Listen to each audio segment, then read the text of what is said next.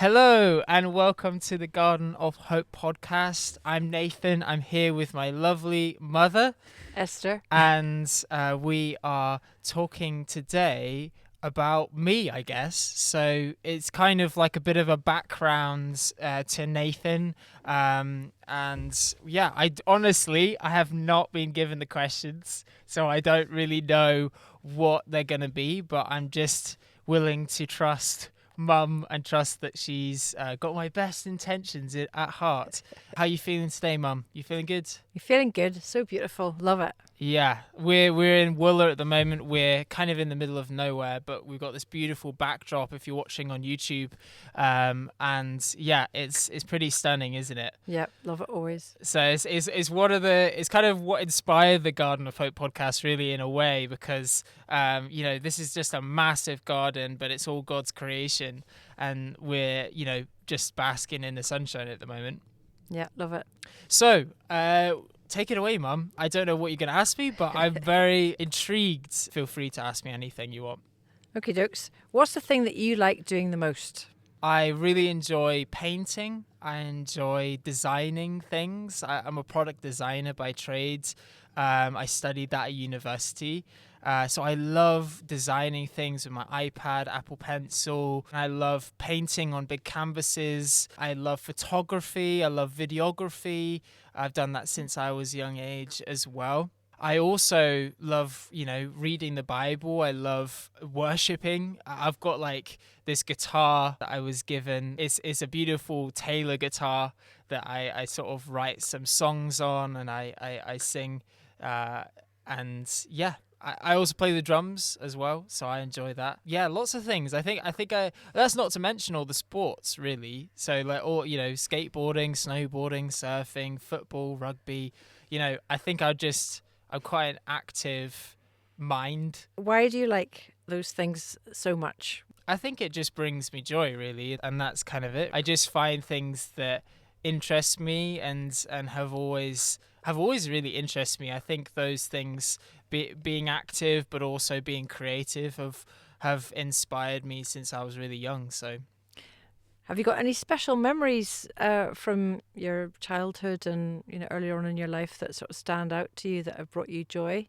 when I was younger, I used to play football out in the garden, so I enjoyed doing that. And on the times where my dad and my brother would join me, my dad in goals, and my brother would either be my opponent or he would be my teammate. So I enjoyed doing that when I was younger. I enjoyed also going around the neighborhood, sort of climbing up trees and making spears out of sticks and sort of playing these make believe games. I enjoyed dressing up and kind of running around the house playing The Floor is Lava. For anybody that knows, obviously that game was legendary in childhood. Personally, I love to see your creativity. It really brings me a lot of joy as well, I have to say. And we got quite a lot of your pictures up on our walls, don't we? Yeah, a lot of the paintings, a lot of photographs I've given to you guys for Christmas over the years and that sort of thing. So that's also something I enjoy a lot, is being generous and with kind of whatever I do, really, but I enjoy giving gifts. It's one of my favorite things. You're actually very good at it. You're always got great ideas. So Christmas Day is always full of really good surprises, very unexpected surprises, and you're definitely very generous. What's inspired you to be so generous, do you reckon? Well, my relationship with God obviously has been a real kind of impetus. But yeah, I just love people, and I love creatively coming up with things that can bless, whether that is a product, whether that is a painting, whether that is, whatever it is, a song. It could be anything, really. Is there anyone that's made a particular mark on you that really has made a difference to you, really inspired you? I think you have definitely inspired me a lot. I think it's obviously, me and you probably were the closest growing up out of everybody in the household. You know, my brother was closer with my dad, and you were closer with me. So you've definitely inspired me a lot. definitely in a lot of the mannerisms that I have, and also how much I enjoy being with people, faith wise as well. You've inspired me a lot. And, I probably wouldn't be the same person today if it wasn't for you. So, yeah, there you go. Well, that's very kind of you. I must admit, I loved our conversations together. I've loved our times together. We've had some really great conversations, deep conversations, and we've learnt a lot probably from each other, actually. Yeah. Hence this podcast, I suppose. It's a kind of a manifestation of like all of the times we've talked and had long conversations late into the night, or deep conversational topics, or whatever it is. You've always been there, haven't you, to sort of to figure things out with me. So thank you. Thank you. Very welcome. I think one of the things as a parent is you've got to be ready to listen whenever your family wants to talk. That's just a thing I've learned, because you're a bit of a late night person. And that's quite often the time that you've wanted to talk. And if I have just gone to bed or whatever, then we wouldn't have had perhaps some of the talks. But it has been very much worth it, I would say, definitely. And there's one thing I would say about you is you're very deep. You're deep. Still waters run deep. You've got a very interesting way of looking at things, haven't you? Thank you. You look at things from a different perspective, which is always very helpful. It's kind of refreshing, because we all see things from our perspective, but sometimes it's useful to hear what other people think, actually. And it doesn't really matter how old you are. You've always got room to learn. So is there anyone else outside of the family, outside of the nuclear family, that has made an indelible mark on you? Yeah, I think in my personal life, I'd have to give a big shout out to my youth leaders, who were there for me throughout my, let's say, slightly troubled youth. I was quite a, rebellious kid. So I wouldn't listen to many people, and I was quite, headstrong, a bit proud, just a bit full of myself, to be honest. And, I didn't know God back then, obviously, but, my youth leaders, they were very patient with me. They actually gave me opportunities as well to kind of grow as a man. They would allow me to go up on stage, play in the bands, and also do like speaking at the youth as well, which is actually, now I'm a youth leader myself. I try and take a leaf out of their book quite a lot. I just see these youth that are kind of under my wing now, and I want to give them the same experience that I had growing up, and just be there for them, really, and just be a person that puts their arm around you and just sort of says, well, you know what, like, it's life, and that's, it's going to keep on going, and you just got to keep on maturing, and we're going to give you opportunities. We've started the youth bands as well, which started with just me playing worship music at the youth on the Friday nights, and then kind of brought together a whole group of individuals now that are a team, and they play as a team, and they actually don't need me anymore, which is exactly what happened to me when I was in youth. They kind of brought me up to be in the worship band, doing it ourselves and everything. And also, now we're getting them to speak as well, which is brilliant. Yeah. Yeah, I happen to know one of the mums of one of the youth, and it's making a big difference to him, and he's even now joined the church band, but it's brought him along. But, as a mum, I definitely appreciated other people, because you weren't, as a teenager, you're not really open to your mum, but thinking about the individuals that were helping at your youth group, and they were really amazing. So you had a guy called Ewan, who was great sense of humour, and then you had a guy called Steve, and he was really cool dude, done boxing or something in the past, and so, but really genuine, and Steve's wife, very genuine people, weren't they?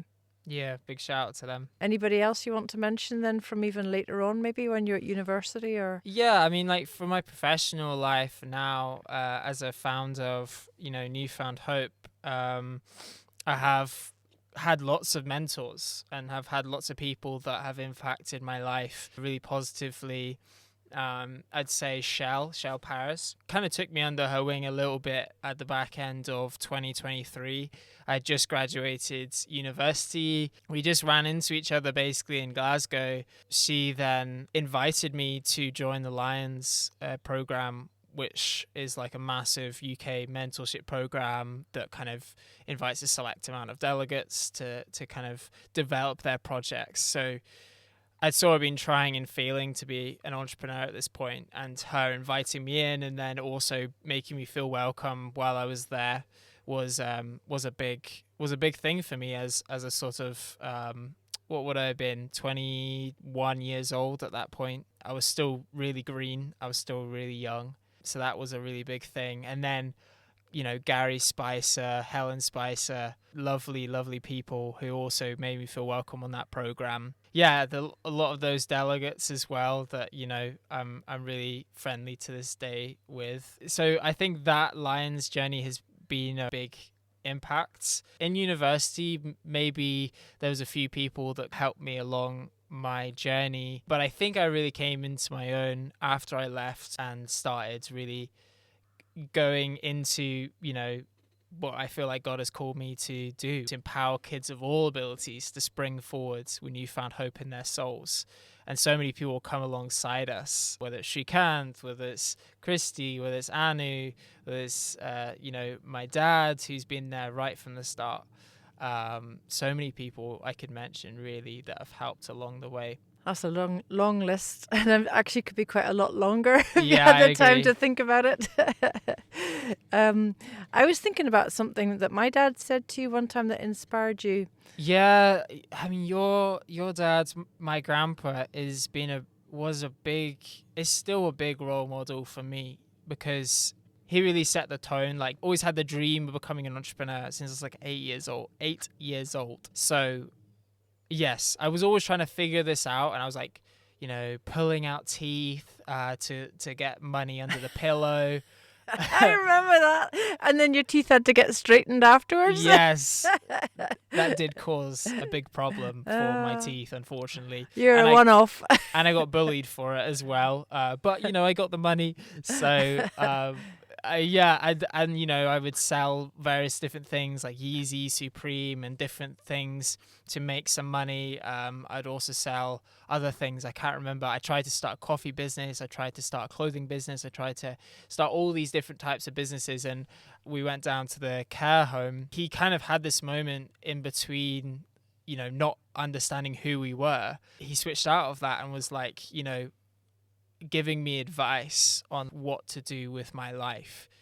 And he said, just make sure whatever you do, whatever the business is, whatever the thing is that you do, Nathan, just make sure you keep God in the center of it.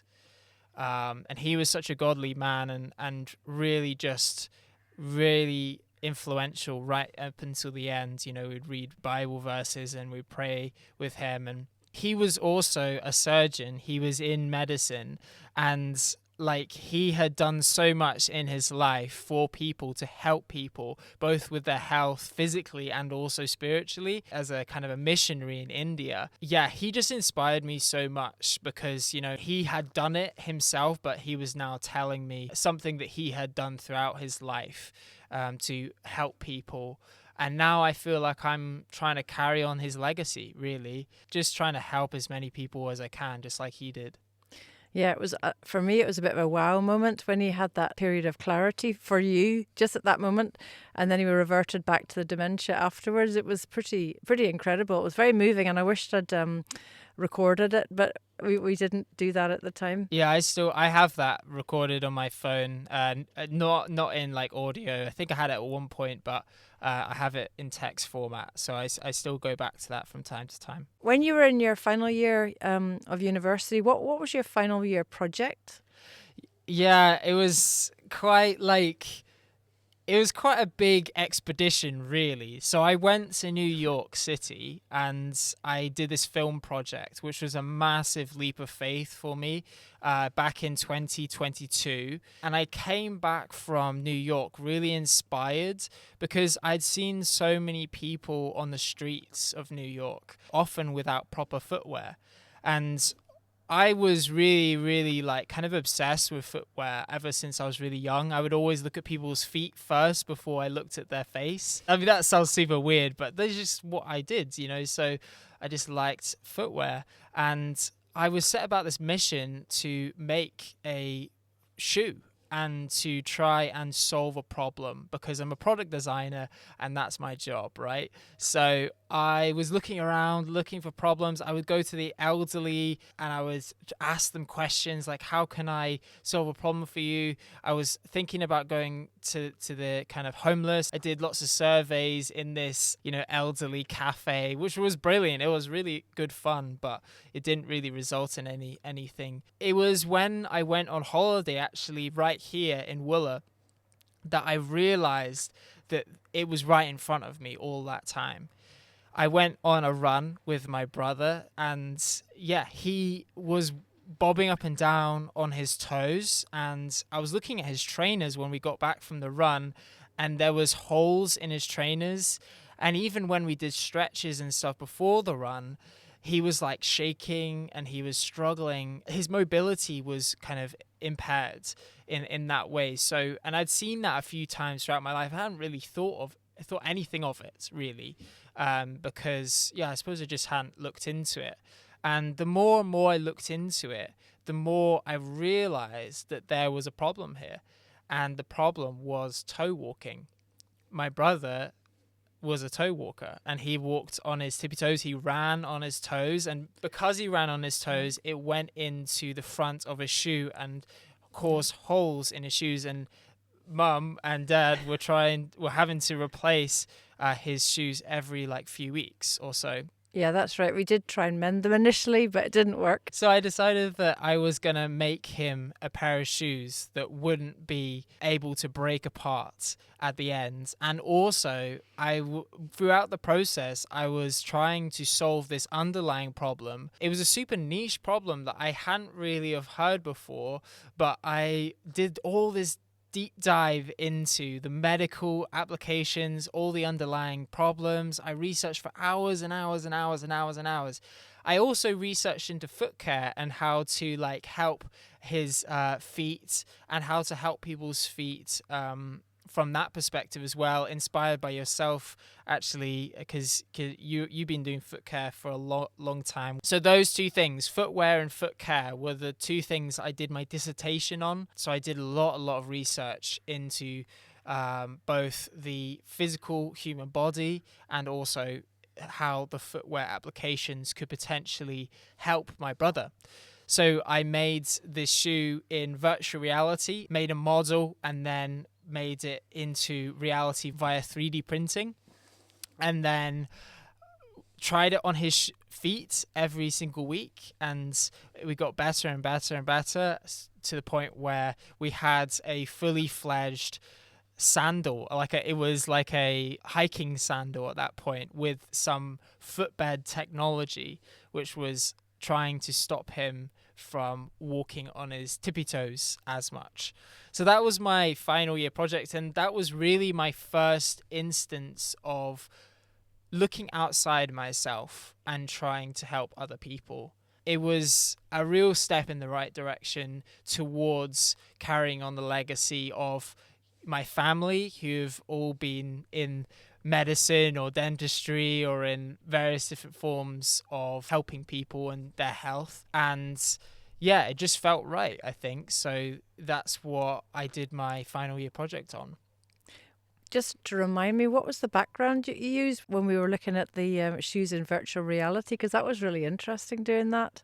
Well, so I put in like this landscape. I think it was similar to this landscape. It was quite cool because there was a 3D printed shoe in front of you, but also you could put on the headset and you could see the shoe in virtual reality.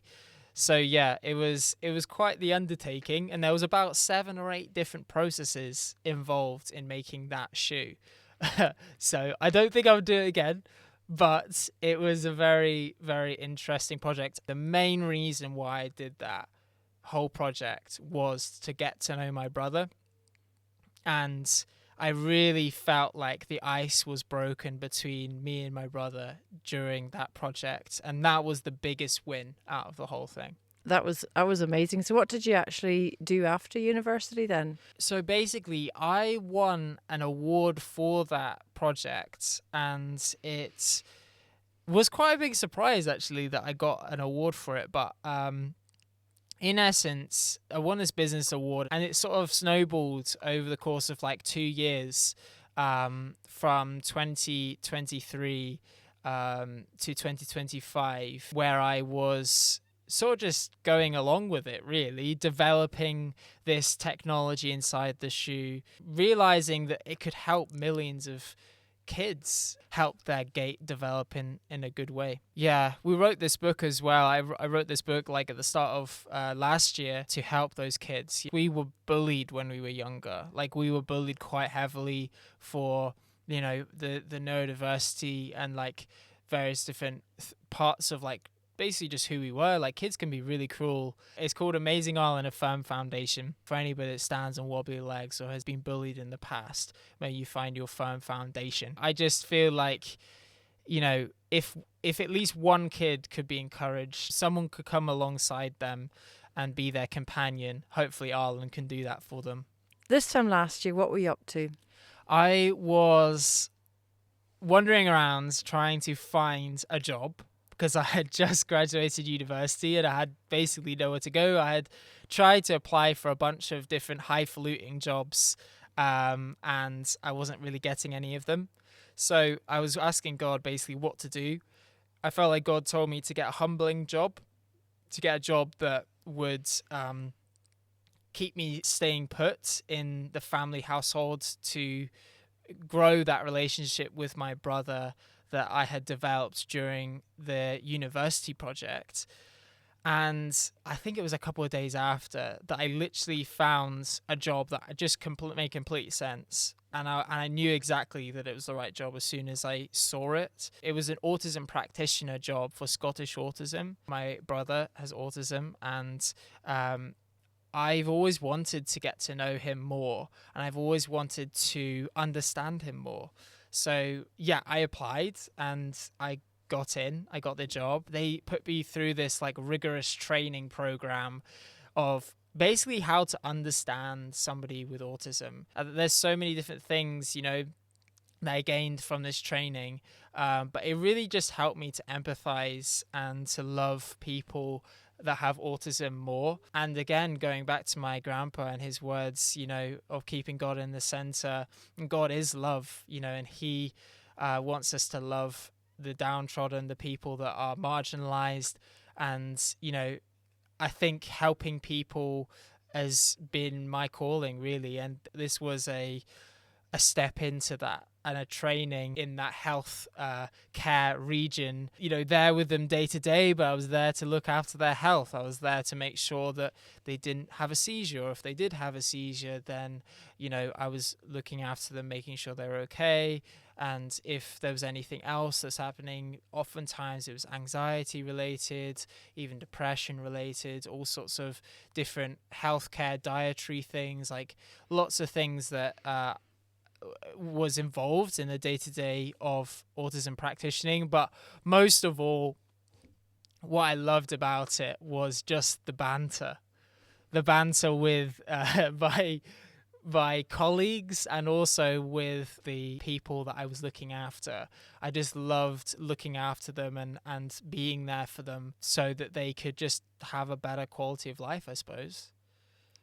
Yeah, I think one thing that we've benefited from you is actually having a better understanding of things, and better understanding how to cope with certain circumstances that, you know, like when people get really frustrated, to understand that is really helpful. Yeah, I think it has been a big journey for me as well to like be able to empathize with people, really.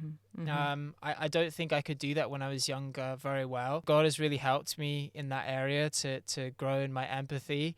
And to the point where now, you know, my heart breaks for both people's health physically and spiritually and mentally as well. And we just want to help people in any way we can. I mean, that's why we set up this podcast. You know, that's why it's called the Garden of Hope. We're growing hope. So what's your thoughts for the next steps for you? Yeah, I mean, I unfortunately had to rip myself away from that autism practicing job like, it really was heartbreaking having to stop, but the business took over. Like, I had so much to do with Newfound Hope. It grew arms and legs, really, and had employees. I just had to look after them, build product, build processes, and all this kind of stuff that I had to step away from my day-to-day roles. And I think the next steps for me is launching the company this year. The shoes have been a big undertaking, and they've kind of really taken a good number of years at this point, but it's all, what's driven behind it is love and wanting to help the people that are not thought about. Well, what I really like is that you've made really cute shoes that kids love. You know what I mean? And therefore, kids will be like, I want a pair of them, you know? Our motto with the Yellows is to empower them, basically, to walk one step stronger, because just the way they're designed, they've got this patent pending, and they're very helpful for kids' posture and for their balance, for their stability. They kind of realign, help them to walk a bit taller as well, which has some nice symbolism to it. And I'm hoping you're going to have an adult version soon, because I'm prone to, my posture could do with some improvement sometimes. Well, it's on the horizon for sure. Yeah. So you could have the parent wearing it as well as the child. Yeah, well, that's totally the idea. We've had so many requests for that. Honestly, it's crazy, but yeah. Absolutely. And I hear they've been tested through rigorous testing recently. The shoes. Test in the lab and developed with physiotherapists, podiatrists, and world leading experts. It's just great to see that so many people are interested in the shoes, and we've got thousands of people signed up, and we've got hundreds of people in the VIP. And I could not imagine when I was younger to be at this point and to be able to create something that is meaningful to people. As soon as I stopped and I looked around at other people and how I could help other people, everything else started unfolding. So that's the advice I'd give to people, is put other people before yourself. It talks about that in the Bible as well, both in the healthcare profession, in the mental health and autism practicing, in yourself as an ex-GP. You did foot care, and everything that we do, we should be putting other people before ourselves. And that is my kind of life goal, is to put God first and other people before myself. Actually, that's the way you get joy, isn't it? When you give to others. Joy, Jesus, others, you. Absolutely. So yeah, that's it. I think from this episode. Is there anything else you wanted to ask, or is that kind of just a final word from you that might bring encouragement to people for the new year? I don't know what your 2025 looked like. I don't know what it felt like to be you or to be in your family. We've had struggles in our family, like a lot of struggles. This Newfound Hope stuff has come from the trials and tribulations. It's sort of the flower that's blossomed from the ground of, real tough soil. And for anybody out there that is having a tough time or has had a tough time in the past year and is feeling weighed down or burdened, I just say, there is hope and there is joy on the other side of your pain. I find my peace, I find my joy, I find my hope in God. And I think also we can find it in helping each other, both physically, mentally, spiritually, just encouraging each other and being there for each other as a community. So just reach out to somebody that you know or you trust, and tell them what you're going through. Also, if you want to reach out to me, I'm here for you, and honestly, just give me a DM or whatever it is. Put a comment in the comment section. We'll be responding to every comment. Thank you very much. That's been great talking to you today. Thank you, Mum. Yeah, it's been a pleasure, and thank you for your questions. It's been a blessing to be your son, and you obviously know a lot about me, but maybe you know a little bit more now. I don't know, but yeah. Thank you guys so much for watching. This has been the Garden of Hope podcast, and yeah, we'll see you in the next episode.